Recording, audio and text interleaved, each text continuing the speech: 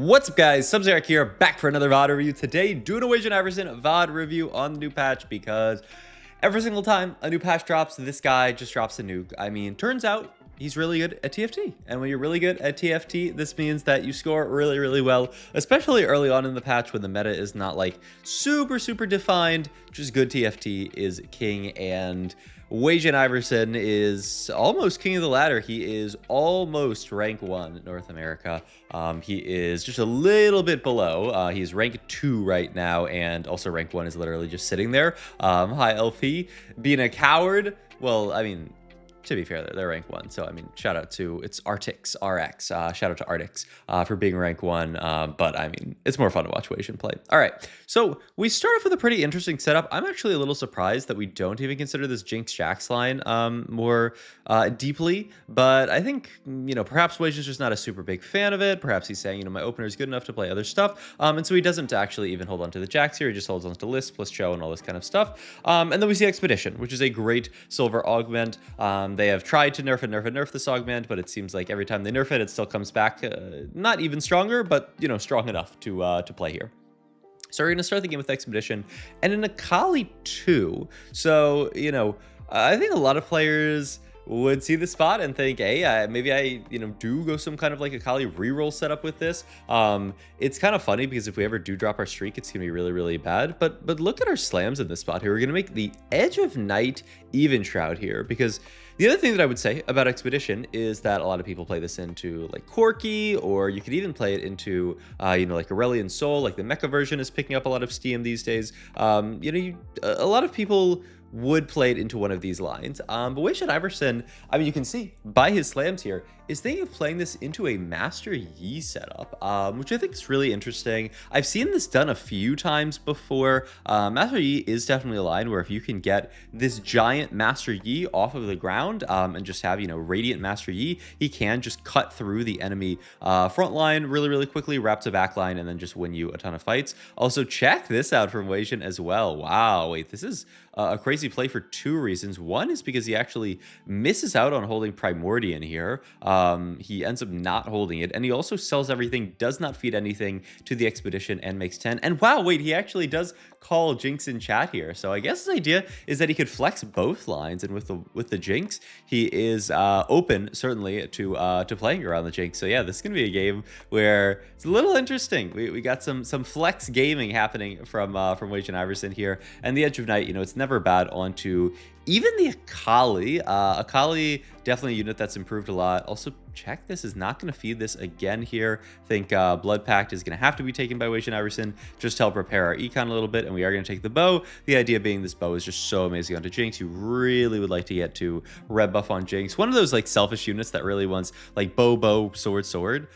She likes red buff. She likes DB. Also, check this out. I imagine this is just going to be the red buff slam. I guess you could take the GS though, just to get a really good item slam onto Akali, and yeah, that is what he's going to make here. So really just, you know, yeah, focusing on getting to the 3-item Akali in this spot here. Okay, I don't hate it. And honestly, he's going to hold on to this bow here, saying that Akali with the wrap here is going to be strong enough that we're going to win this fight. Wow. Just also nice fight judging from Wasian. Man, this guy's just good at TFT. Like this fight, it's close enough that I would have been afraid and slammed the GS, but he actually is going to lock in, not slam it here. And he does just... How do you even calculate that, man? I mean, I know what he was thinking is that, you know, we're going to wrap, we're going to end up focusing firing, or not really focus firing, but Akali is going to basically assassinating the Urgot there, and so we don't need to slam. And so really good discipline from Wasianiverson. Never slam an item if you don't need to, right? This is a situation where we were going to win the fight anyway, so what's the need to slam there? Also, this player here, TFT GPT, has Expedition. It looks like they're playing into a Samira setup with a Gargoyle Shojin slam is what I would imagine here. Also, he is taking a look at the items and trying to figure out what the best Radiant is, and this is partially maybe also the reason why he is looking at making the GS here, is because Radiant GS is an amazing Radiant item to make on basically anybody. It's just like a ton of stats. Just like read this Radiant GS item. It's just so much stats that you never feel bad about taking it, and I think that is what Wasian is looking at in this spot here. Gonna keep feeding the 3 costs here, picks up. It's interesting. You can make LW in this line. You can also, not make it depending on what you're gonna play. He's gonna make QSSGS here. I mean, I do love these slams here. Also, we obviously wouldn't make LW because we have even Shroud. So don't worry about that. Sorry, I was up super, super late last night. So if that's my one mistake for the video. If I make another mistake, then you can flame me. But you don't get to flame me for that because I was up until like 2 a.m. So honestly, I mean, it isn't even my fault. But yeah, I mean, we're going to keep our 6 streak here. We have the triple item Akali, which is amazing in this spot here. Yeah, just Akali, I feel like after the buffs, this unit actually does a lot here. Next, augment here. I mean, booster pack is certainly tempting to get our econ back in a good shape here. Climb the ladder did get buffed, but we don't really have a great spot into it. So we're going to roll. And we see Kahuna Huna. Now, this is nerfed Kahuna Huna, but it is still Kahuna Huna, which is a fantastic augment if you are going to play into a Master Yi line. And he still doesn't take it though. Takes the booster pack. Wow, this is a hilarious turn of events. So we don't take Kahuna Huna because he's like, nah, I'd still really, really like to play Jinx. But now he does get the Master Yi, which is another thing tempting him to play. I mean, the game just really, really wants him to play Master Yi this game. I don't know what to say, but sometimes Mortdog wants you to go down a specific line. And sometimes you must heed Mortdog's call here. I mean, we even have this like Xayah Gnar thing. We could do like Gnar here, though. With these items, I mean, QSS, if you think about it, is like basically a Gwinsu, and Giant Slayer is basically a Deathblade. So like we almost have good Gnar items, but in a much more real way, we do not. We're just scouting the lobby a lot here to see what's going on in terms of contests. I mean, this person is going to play Xayah probably, which is good news for us. He's trying to figure out, if I were to make a pivot to Yi, because I have this Yi already, I can Expedition, give him a very, very nice Radiant item. If I were to play it, how contested am I potentially going to be? How reasonable is it for me to play this line here? We're at 20, so we're going to be 24, 26, 30, 33 here. So you're going to cash up at the end of the stage, which is always the dream here. Steamroll is really bad in this spot.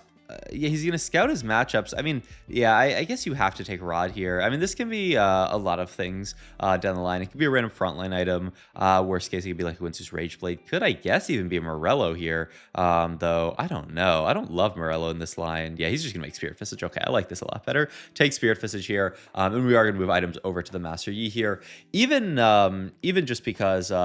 He's a good holder of it, right? This Master Yi unit, I feel like if you just get to 3-item Yi this stage, he's a monster. It's interesting with the buffs to Akali, the difference, who's better, Akali or the Master Yi. But yeah, he's going to opt to say that it is the Master Yi. I mean, if he can chew through a front line, look at all the damage he's going to... Yeah, I mean, I'm pretty sure it's this Yi guy. He is actually a monster in the mid game. I mean, just absolutely cutting down boards here. You get to feed another 3 cost. She's going to put us at 27. So 2 more rounds, and we're going to cash out basically exactly on interval when you want to on 4-1.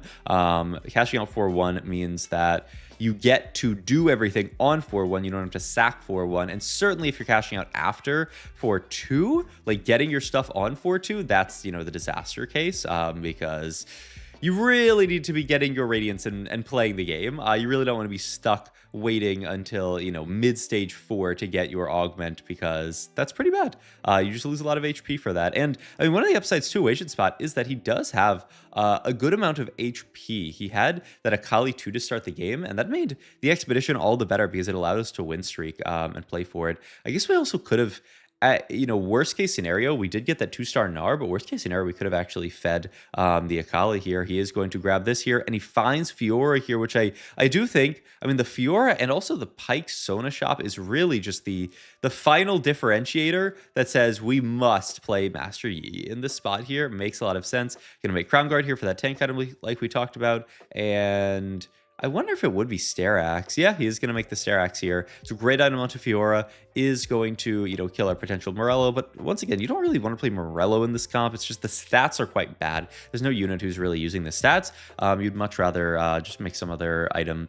Ooh, I wonder... Loki, if you just take Indiscriminate Killer and you just have 2 of those. I mean, second wind's never bad in these Brawler type boards, but Indiscriminate Killer is way too tempting for me. I would just take this and throw this onto Fiora here. Also, low-key even, I think tons of stats is takeable in this line, but obviously we have Indiscriminate Killer, so we will take this here, and we're going to roll down here. Not a ton of gold to roll. We did sack to 4-2, which is good. You get the 4 Brawler, 4 Marauder. I mean, this is basically the normal board here, but we are playing this kind of funny setup here where we have this Fiora Fiora and Akali on the board. We don't have Urgot, so we are forced to play true 4 Brawler, 4 Marauder, which means we lose the slot for the Kindred. So it's kind of a funny setup, but hey, strongest board is strongest board here. Really need to find some upgrades. This Master Yi2 is like really what you need to find. Yeah, he's looking at all these steam rolls in this lobby, which is just disgusting. We'll say though, Yi, relatively uncontested in this lobby, allows us to pick up the Yi 2-star, which puts us into this spot where now we're actually pretty strong. The only thing that we're missing now is the real frontline here. We don't even have the 2-star Maokai, who is usually your backup frontline in cases like this. I guess one thing I will say about this Yi comp, just thinking about it post-patch, right, is Kindred got a little buff, so Kindred is a little bit better. Yi did not receive any nerf. He was like not great last patch. So this line is only really buffed on the patch. Ooh, I think you have to take Chain Vest just because it's a decent enough tank item, and the other stats are pretty good. Still no heal cut here, but I mean, this does allow you to make 2 full. Do you want to make 2 full tank items? I guess so. Like I was looking at Glove for Hodge. But then what do you do with Sympathetic is the question. We do finally find this guy here, so we can play for this. We are going to make the Crown Guard Hodge here, then move this to backline, Crown Guard there. So yeah, I mean, we can at any moment drop out of the Rek'Sai on our board here. You get another Brawler in. He's thinking that for now, Rek'Sai 2 is actually going to be better here. This is actually really rough positioning for Wasian, but I mean, he does have the Edge of Night, so maybe he'll be okay. And he just barely is. Yeah, I mean, the Yi 2 so big in these matchups, and we do just barely win this one, which is huge for us. But yeah, to talk more about like why this line is like a little bit more in the meta here. Because, yeah, it didn't receive any nerfs. Kindred actually received a little bit of a buff. Akali also received a little bit of a buff. So, you know, the early, mid-game, the late game, everything is buffed in this line in general. So I think all of that makes a lot of sense. And the other thing that's kind of interesting is with more of the rise of this Jink to reroll line, I've been seeing more of that and more people talking about it. That gives another outlet for people to use these like melee type items. So, you know, I believe there is a reroller in this lobby here. And, you know, the existence of that person means that we're going to be less contested. Means that all of these items that, you know, we're playing for in the setup are actually not as contested as they normally would be.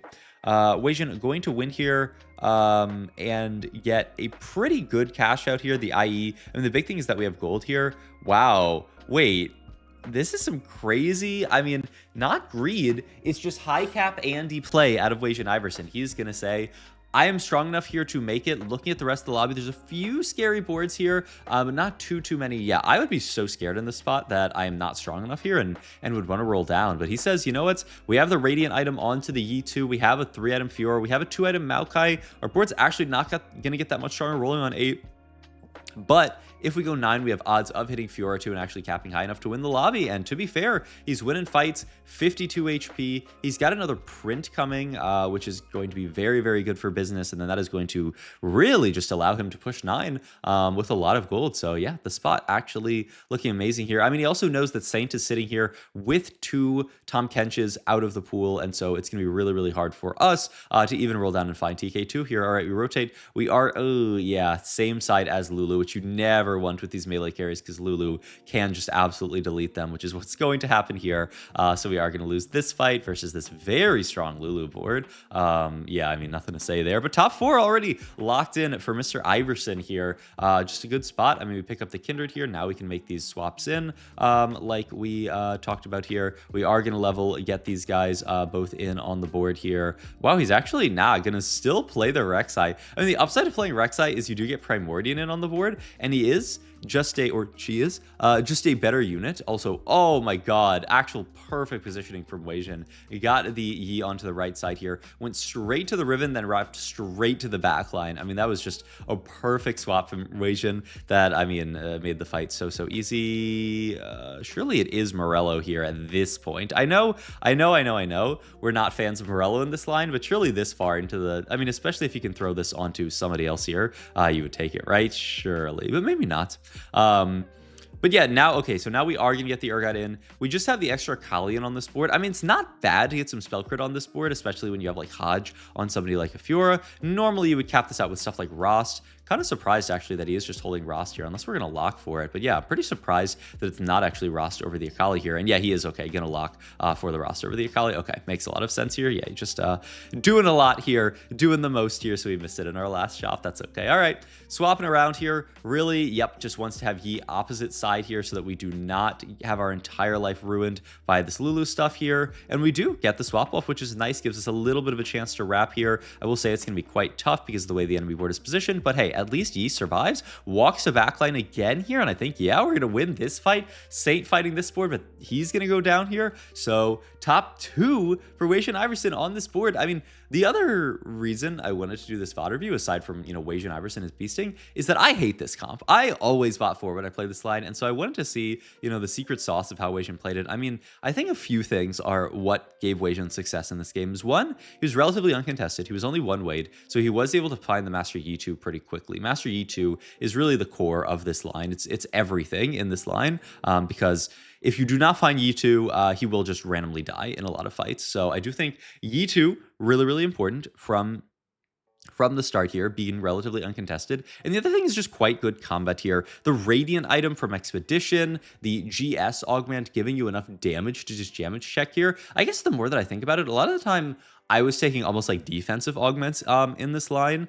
Stuff like Second Wind, because obviously you're playing all these brawlers, and I don't think it's a bad augment. But I do think there is a lot to be said for taking offensive augments in this comp to allow Yi to chew through frontline, because sometimes he ends up in these spots where he just can't kill the enemy frontline quickly enough, and then he just gets stuck, and then you lose the fight. But here, I mean, with the Radiant GS plus the other GS augment, we have enough damage to chew through frontline. We have enough just items to chew through frontline. And then once we get to backline, the Radiant GS also does a ton of work there. So it makes a lot of sense, honestly, how he played this game and the spot that he's in. And now we've almost hit this critical mass where we might be beating this Lulu board. I mean, they don't actually have the best front line. They hit, obviously the Milio 3 and didn't even end up actually finding the Lulu 3, just found Milio 3 and then tempoed it up to all this kind of stuff off of the augment there. So the board's actually pretty low cap. The Fiora doing good work here, and I mean, it might take a little while because this player is super high HP. Okay, surely we should take the red buff at this point, right? No? I mean, I guess he's saying low key. I mean, what does Heal Cut do versus this board? I mean, yeah, this is actually just a lobby where he didn't actually need anti-heal. Like what is really healing on this enemy board here? I guess it's like a little bit of stuff from the Blitzcrank, but aside from that, like, who really cares? Okay, low key. I mean, it makes sense here. All right, and I mean, what also makes sense is us winning this fight. Fiora walks a backline. Wait, did I call it too early? I mean, the Kindred is trying to lock in here. Oh no! I think I caster cursed Wasianiverson here. But all right, we are going to swap here. Swap back. It was a red buff diff, anti-heal diff, GG's. And we're gonna put Yi. I mean, we still need him opposite side is the thing. We just do not. I mean, the problem is Lulu can just splash and kill us. Okay, he does at least have a big tank here in front. So there's less of a chance of us getting focus fire down. We have the QSS here. Decent odds to wrap. Can he do it? He just gets killed by the Lulu, but the Fiora is still alive. Oh, but then the Fiora is going to go down. Yeah, I mean, this guy, critical mass to critical mass, actually hit enough critical mass to beat us here. Wasian is going to live, though. So we're going to stage 7. Okay, which is actually going to allow us to push level 10 here for the Morgana. Okay, I thought this VOD was going to be over in, 16 minutes or something, but the game keeps going. I mean, this is actually an intense end to the game here. We can level here. We actually, he considers the Kate for a second here, and we do find the Shen, who is definitely gonna be the last in on here. The only problem is positioning. It's a little tough here. He's gonna fully greet it, is gonna take the Morello at the end here to assuage all the doubters, and this is gonna be positioning. I mean, this is great. Opposite side here. The dude, the Maokai is getting hit by the Blitzcrank, which is not a amazing here, but we are a lot stronger here. He makes it to backline. Everybody's surviving. And it is a first from Wasianiverson. Took a while, but we got there. I mean, crazy game, but showing the power of this Master Yi line, the conditions for it, and just a beautiful game in general. A lot of flexing between the Jinx line, all that kind of stuff. Just a great game. So hope you guys enjoyed this video. As always, if you did, please like, comment, and subscribe. Check out my Twitch and Metafy. All my links down below, and I'll see you guys in the next one. Thanks for watching as always.